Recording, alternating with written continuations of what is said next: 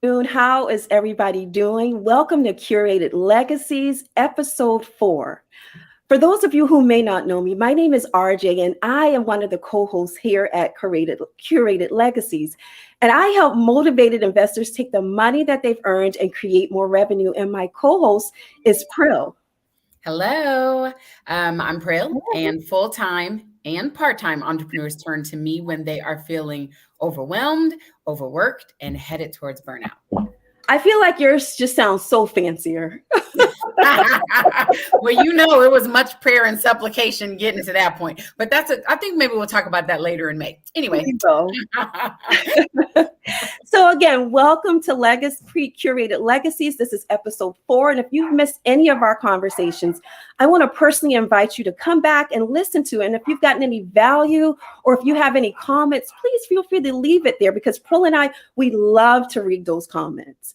So again, if you've missed any of our conversations, we just wrapped up our series of Financial Literacy Month, where we started off talking about understanding your money mindset, right? Where you get a better understanding of what your unique beliefs is or attitudes towards money. We also talked about how to rewrite your money story. We shared with you some tools, some tips, and some resources of how to do that. But today we want to go a little bit further.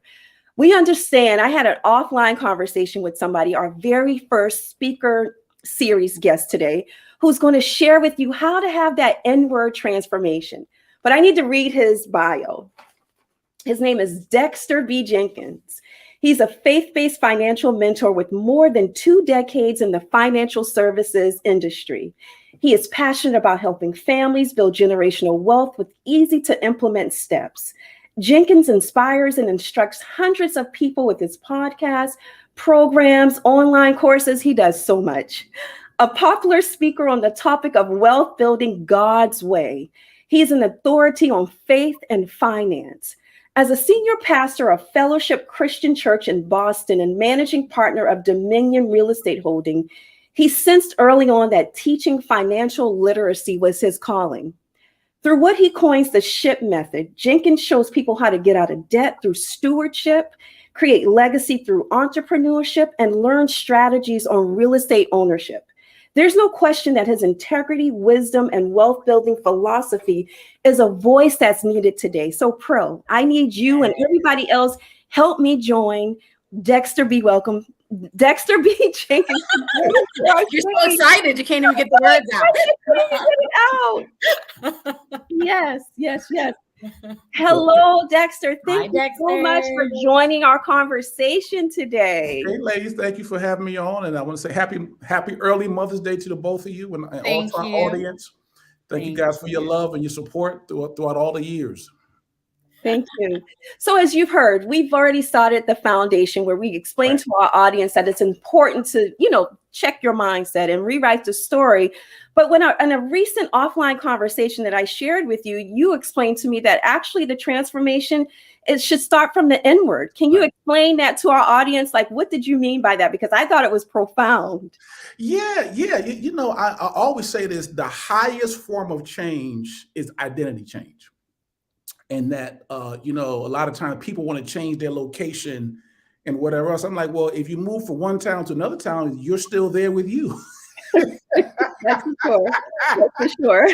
So it's not necessarily the change of location. It's really the change of how you see yourself. And I think a lot of times, whether we're talking about finances or whether we're talking about trying to get some sort of change going on. I remember I have a friend of mine who had he lost a lot of weight and he had an operation for it. And one of the things he said, his doctor said is, this is not just about you changing, what you eat. It's about changing how you see yourself. So the weight loss was just an outward thing, but the inwardly was he had to do some work on the inside, and thank God to this day, he's probably 4 years ago, and the weight is still off because he's seen himself change from the inside. And I know other people who have had surgery and they've come back and they've gotten even bigger. And so, the difference between one person who excels, whether it's in finances or whether it's in weight loss or whether it's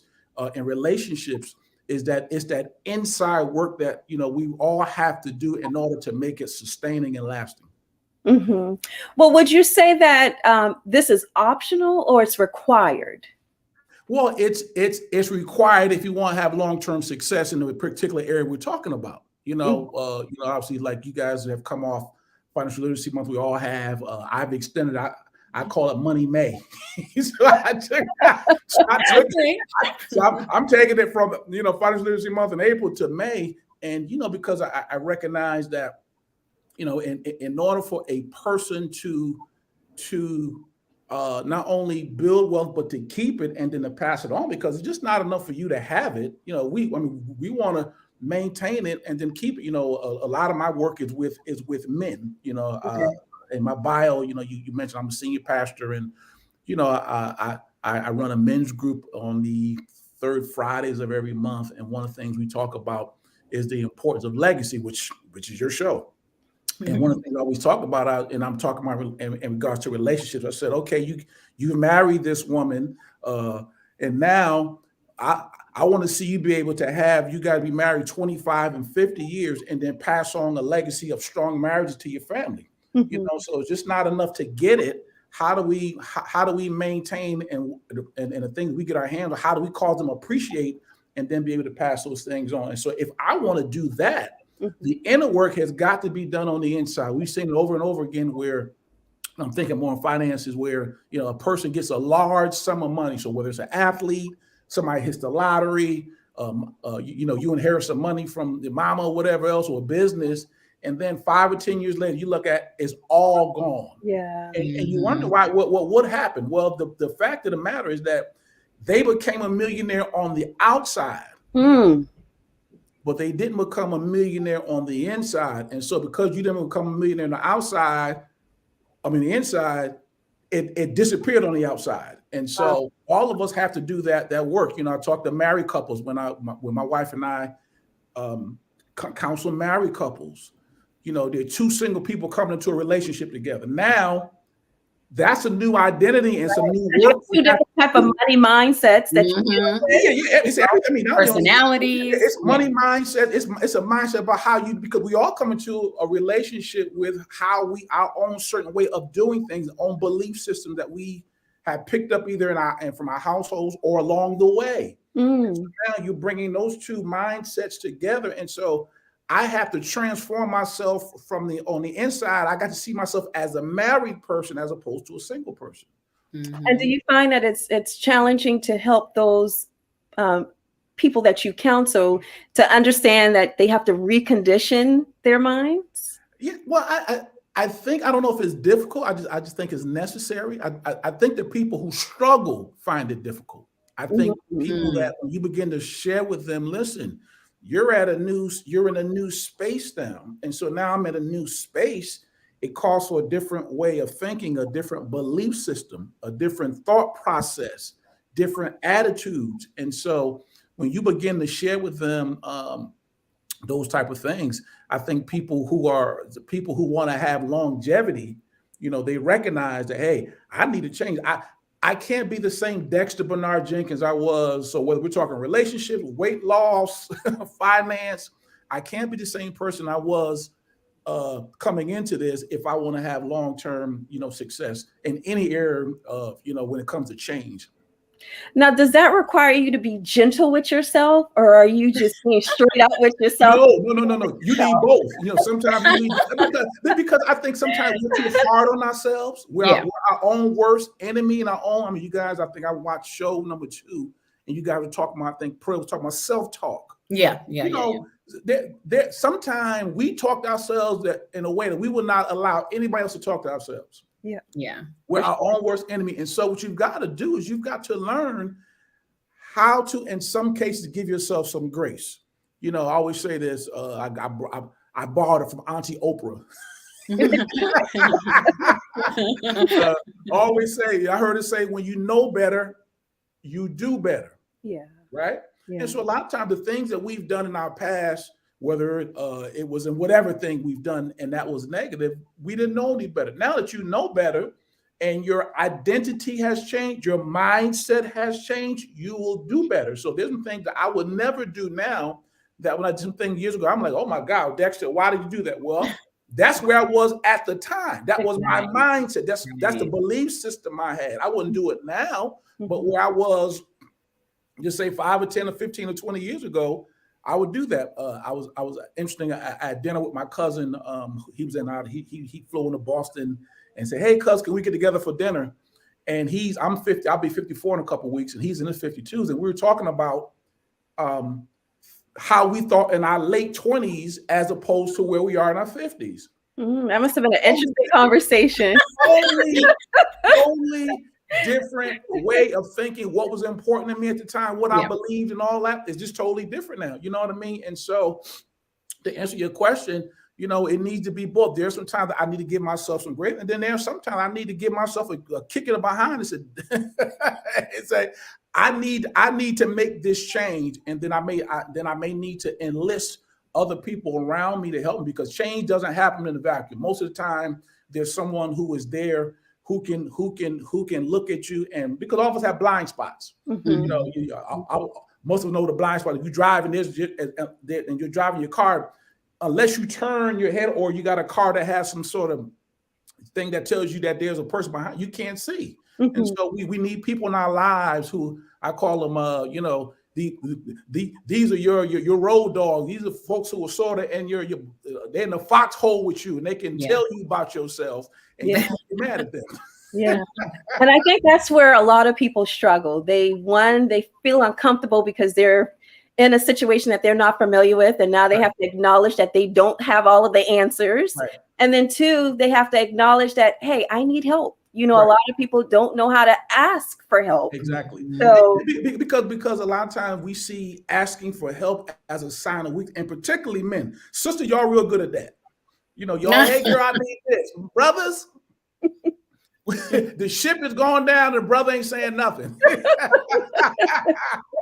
And so a lot of times we talk about, us suffering in silence. Yeah.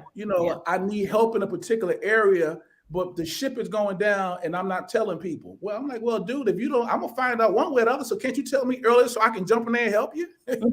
Opposed to, I'm finding out on the other way. And then a lot of times, we'll self-medicate and get in other things. It's not the topic we're talking about today, but it all ties into, the inward change that needs to happen, the self-image change, if you're a Bible, you talk about the renewing of the mind that needs to take place. Because if I don't do that, I'm not going to have long-lasting change, and that's what we're after. We're after lasting change, things that be changed that it's sustained. Always talk about the difference between, it's someone who has longevity in the music industry. Everyone has heard of a Stevie Wonder or a Patti LaBelle or whatever else. Yeah. You'll hear the one-hit wonders. You're like, whatever happened to such and such? They had one song and that was it. But Stevie Wonder and Patti LaBelle and people like that, I mean, they've had hit after generation after generation.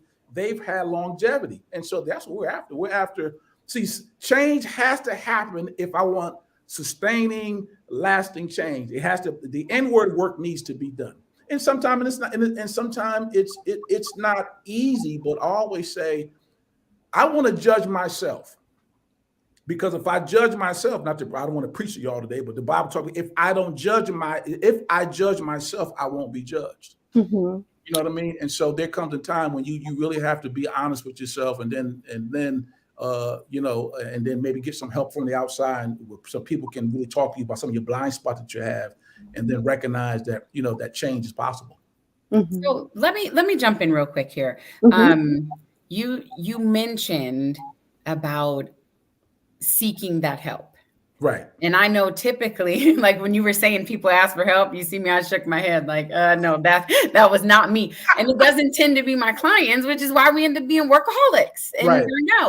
So just to take a quick step back, what does that look like?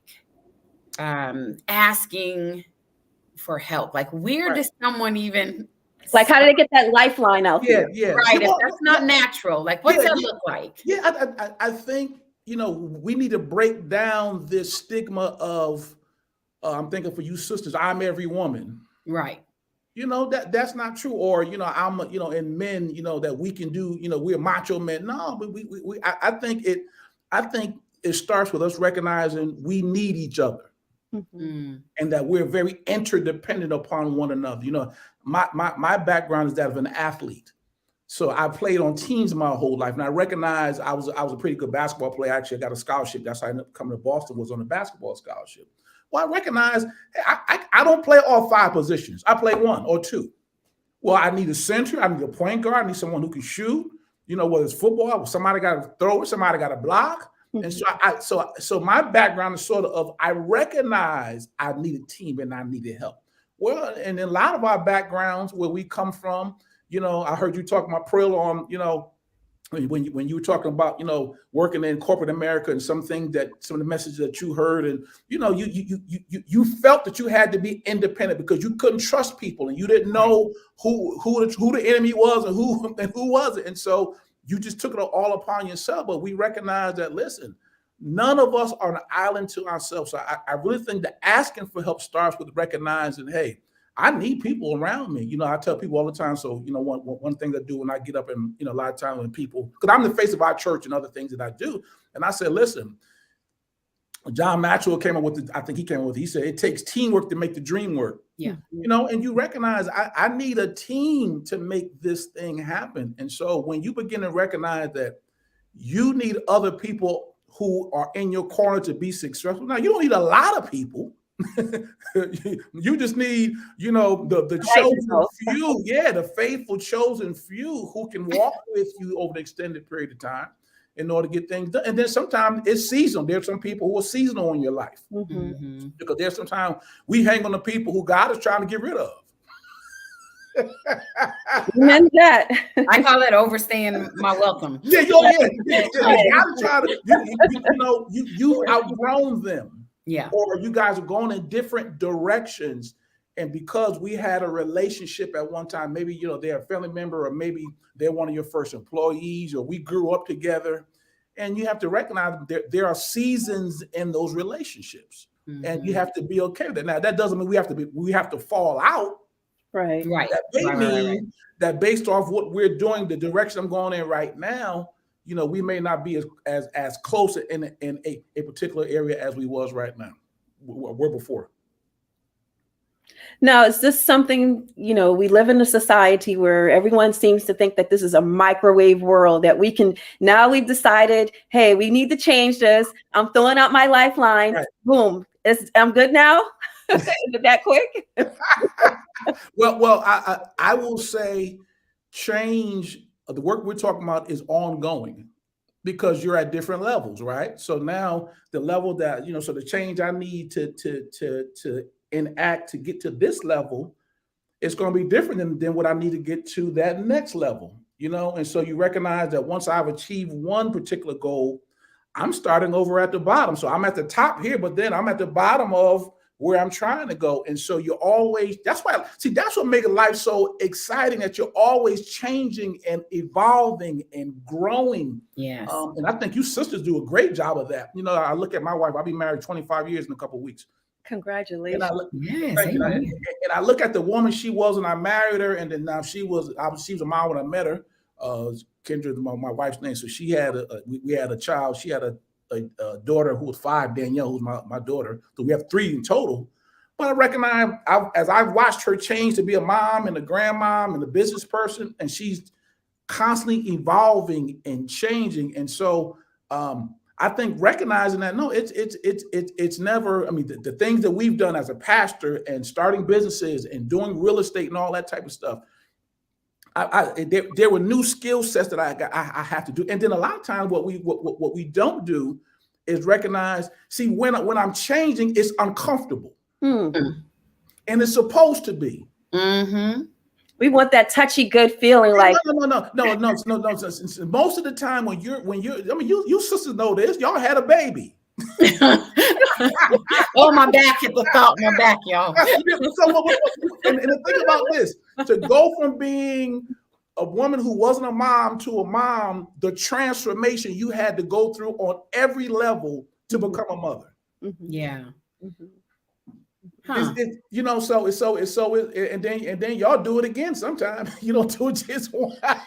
you do it two. You know, I met I'm 3 times over. Right, I'm one and done. One and done. Okay, my wife is 3 times. Okay, so Renata, y'all are sort of cool like that. But you know, I recognize, you know, and then you know when I'm talking to people who have their first baby, and particularly the woman, the guy says we're pregnant. I'm like, no, we ain't pregnant. She's pregnant. Right. We're pregnant. I'm like, okay, you want to say we're pregnant, but no, she's pregnant, and you going along for the ride. But anyway,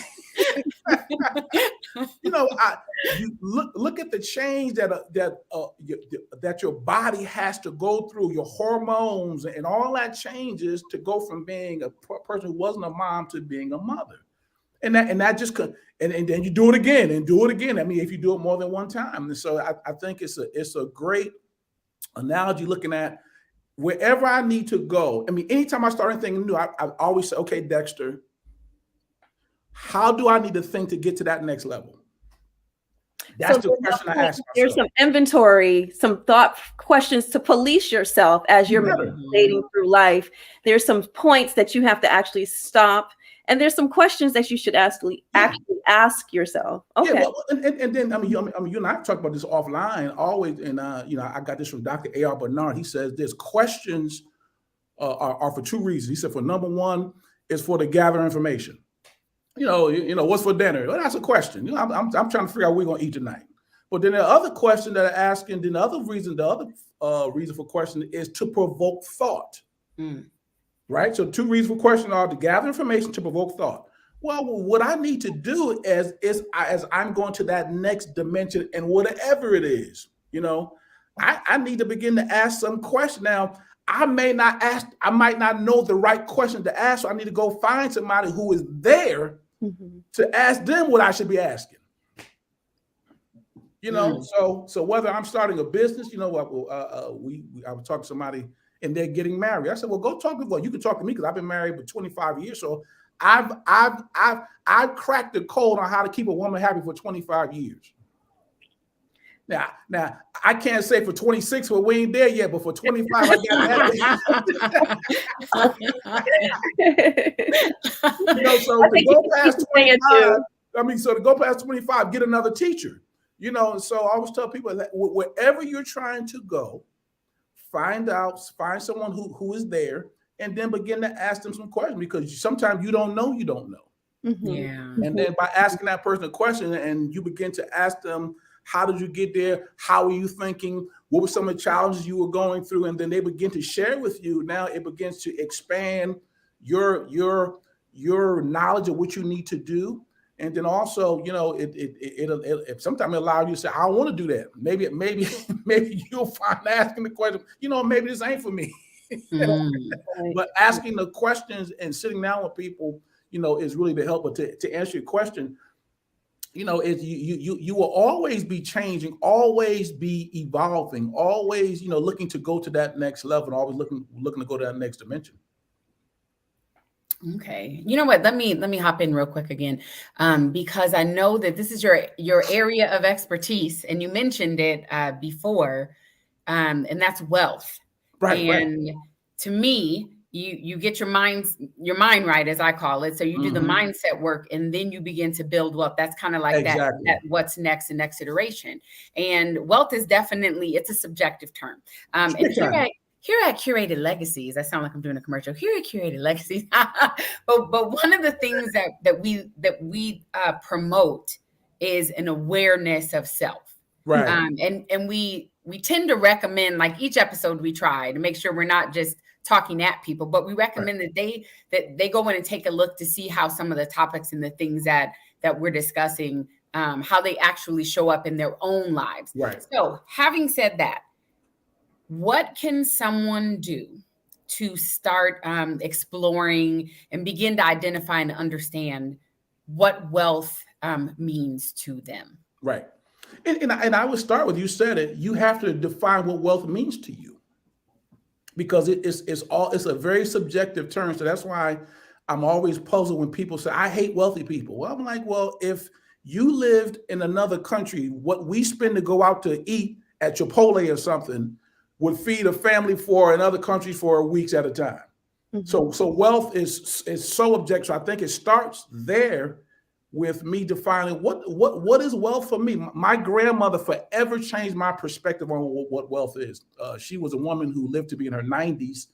She had 10 children, and she never from the outside accumulated a lot of money. So one time she and I were having a conversation. She said, Dexter, I'm a wealthy woman. And I'm just like, you are? I don't see a Lambo outside. You ain't wearing a Rolex. You ain't got a big mansion nowhere. But she said, Dex, she said, I can do anything I want to do and go anywhere I want to go. Now, this is a woman who had 10 children. She had a summer house. She had a winter house in South Carolina. She vacationed went in summer. She winter in South Carolina. She was in New Haven, New Jersey in the summertime. And wherever she wanted to go, because she had 10 children and multiplied the grandchildren and great-grandchildren off of that, she went anywhere she wanted to go throughout the United States, and she paid for nothing. So it just shifted my whole perspective or my whole paradigm around what wealth is. So you got to begin to start. What does wealth? So I'm talking about people who I'm talking to. What does wealth mean to you? What does riches mean to you? So I start with that, defining that, and then you begin to like you guys have already done. And I'm giving you a plug. If you haven't listened to these ladies' show, the first 3, you got to go back and listen to those. because it will really give you a foundation of some things I'm talking to you about, because I call it the iceberg principle, meaning this. We know, if you see an iceberg, we're only seeing the tip. That they call the tip of the iceberg, right? Underneath, there's a whole bunch there's a lot more underneath the ice, the water, than it's above. Right. Well, our current financial situations are the tip, but then we got to go underneath and really get a sense of, what do you believe about money? What do you think about money? What's your relationship with money? Because all of us have a relationship with money. Some people value it. Some people are afraid of it. Some people, they run from it. And so you got to begin to ask those questions of yourself, and then you can begin to get on your path to building wealth. But if you don't begin to ask yourself those questions and look at those things, you won't have the lasting change and build the wealth that we're talking about building. Wow. You know what, Dexter, look, I'm over here taking notes. If you see me looking, I'm trying to be on the low, but I'm like, Dexter over here saying some good stuff. I got to write this down. I know.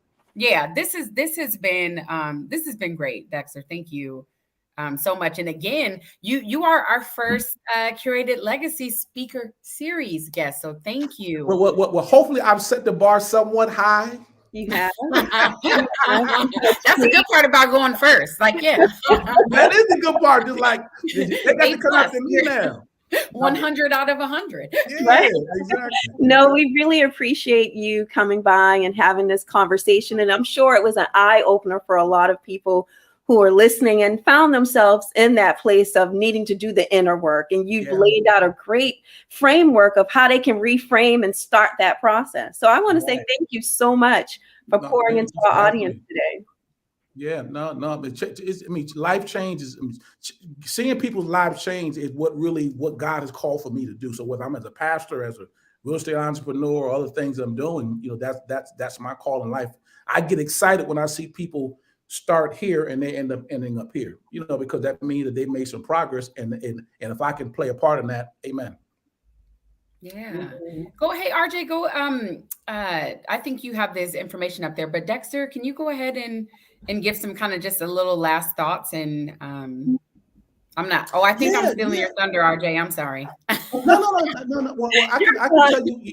I would love to be able to stay in contact with your tribe. I know there's some people watching it now, but then as you guys begin to grow, and this viral environment, man, people may see things 6 months from now.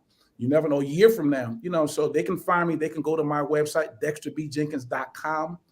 That's where the best way to find me. And then I have a free gift there that I call the 3 Ships of Wealth Building. I call that my secret sauce to wealth building. So if you go to my website, what I'll do as as a gift for you, checking out my website. Download that book, and then also what that will allow you to do is I send out an email every Thursday. So it's around finance and business and wealth. They'll be able to get on that on that mailing list in order to get that, and then also they can follow me as Dexter B. Jenkins. I'm on LinkedIn. I'm on Facebook. I'm on Twitter. I'm on Instagram. I'm on. He's everywhere. I'm everywhere. Just getting out there and watching Renata Joy. She's all over the place. I'm like, this woman is everywhere. But that's what we have to do in order to get the message out of what we're trying to do. And so DexterBJenkins.com first, and then go over to Dexter B. Jenkins across the line for all my social media handles. All right. Well, thank you again, Dexter, for joining us. And thank you to everyone who tuned in today. And we would love for you to join us next week when we will be back to our regularly scheduled programming. And we're going to discuss, finally, growing pains when stepping outside of your comfort zone, which Dexter set us up great. That's good. So, yeah. And also, if this is your first time joining us, then we definitely invite you to, as Dexter mentioned, check out episodes 1 through 3. And please feel free to let us know your thoughts in the comments. RJ? Yes. This has been a great show. I just want to give my quick takeaway. I want to say, for those of you who have children, start early having conversations with them, because that helps to shape their mindset. They don't have to. And if you don't have the answers, there's so many resources out there that you can get. And if you don't know what they are, as Pearl just said, go back and listen to our previous conversation. We gave you some resources that's available for kids that are in kindergarten, all the way up to whatever level you're in with your financial literacy. So this has been great, Pearl. Thank you so much for another great episode. We will see you guys same time next week, 4 p.m. Hey, bye-bye.